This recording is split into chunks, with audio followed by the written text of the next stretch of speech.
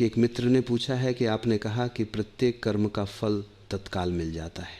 अगर प्रत्येक कर्म का फल तत्काल मिल जाता है तो फिर एक आदमी अंधा, एक आदमी गरीब और एक आदमी अमीर क्यों पैदा होते हैं?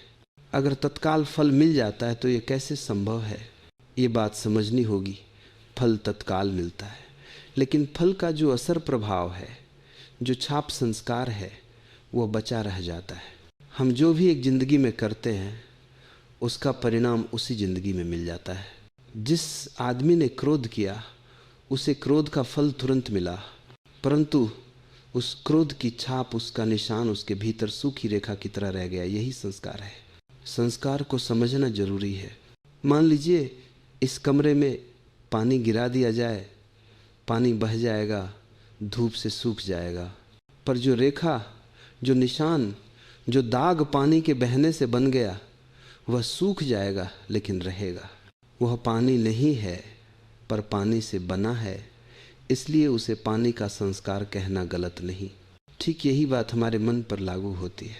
एक बार क्रोध किया, फल तत्काल मिला, पर संस्कार रह गया। कल फिर मौका मिला तो वही संस्कार फिर सक्रिय हो गया। यही संस्कार जन्म जन्मांतर तक चलते हैं। इसलिए कोई बच्चा अंधा पैदा होता है, कोई गरीब, कोई अमीर। ये पुराने संस्कारों का ढेर है। दो बच्चों में फ़र्क क्यों होता है? क्योंकि उनके भीतर जो संस्कारों की रेखाएं हैं वे अलग अलग हैं। किसी ने पूछा, अगर फल तत्काल मिल जाता है तो फिर कर्मफल सिद्धांत खत्म हो गया?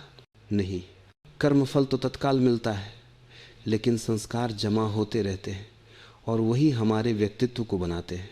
जिसने 1000 बार क्रोध किया उसे 1000 बार फल मिला और 1000 रेखाएं उसके भीतर बन गईं।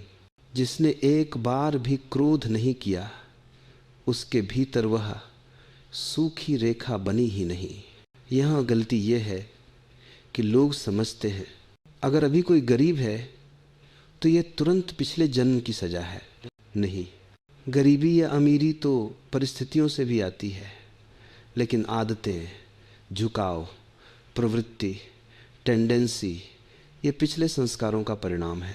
आज विज्ञान ने धन को लगभग बराबर कर दिया है, पर अब प्रतिभा, गुण, क्षमता, ये नई अमीरी और गरीबी बनेंगे। कुछ लोग समृद्ध होने की आदत लेकर पैदा होते हैं, उन्हें भिखारी बना दो फिर भी ऊपर उठ जाते हैं। कुछ लोग दरिद्र होने की आदत लेकर पैदा होते हैं, उन्हें महलों में बैठा दो फिर भी दरिद्र मन मिल जाएगा। कंजूस आदमी वह है जिसमें दरिद्रता का संस्कार है। गरीब को खर्च करने की आदत होती है क्योंकि बचाने के लिए कभी कुछ था ही नहीं, लेकिन कंजूस के पास सब रहते हुए भी वह खर्च नहीं कर पाता। यह संस्कार है। 99 सिक्कों की प्रसिद्ध कथा। एक आदमी बहुत खुश था क्योंकि उसके पास कुछ नहीं था। राजा ने उसे 100 सिक्के देने चाहे, पर भूलवश 99 ही मिले। तभी उसे पहली बार लगा एक और मिल जाए तो 100 पूरे हो जाए। वह रात भर नहीं सोया। अब उसकी खुशी खत्म हो गई। ये 99 का चक्र है, इसी से दुहक शुरू होता है। इसीलिए समस्या धन या वस्तुओं की नहीं है, समस्या स्वभाव, आदत, संस्कार की है।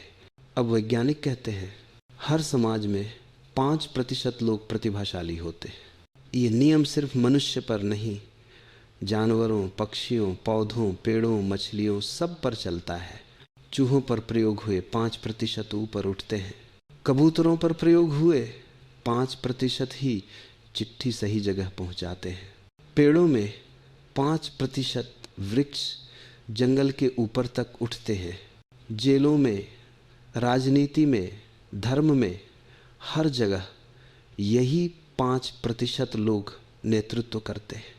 बाघ, बंदर, भेड़िए सभी पर यही लागू होता है। अगर किसी देश में 5% प्रतिभाशाली लोगों को हटा दो, बाकी 95% को बदलना आसान हो जाता है। इसीलिए गरीबी मिटाना आसान नहीं है। हम परिस्थिति बदल सकते हैं, पर संस्कार बदलना कठिन है। फिर सवाल ये है, अगर मैं अपने पुराने संस्कारों से पीड़ित हूं तो मुक्ति कैसे? उत्तर, कर्मफल तो तत्काल मिलता है, इसलिए संस्कार हर पल बदल सकते हैं। अगर हम होशपूर्वक कर्म करें, हमारा हर कृत्य हमें बदल रहा है। अगर आपके भीतर भरोसे का संस्कार है, कोई भी धोखा उसे तोड़ नहीं सकता। अगर अविश्वास का संस्कार है, कोई भी प्रेम उसे ठीक नहीं कर सकता। क्रोध सोच से नहीं, संस्कार से आता है। जो क्रोध की आदत है वह गुनगुने रूप में भी चलती रहती है, हमें पता भी नहीं चलता।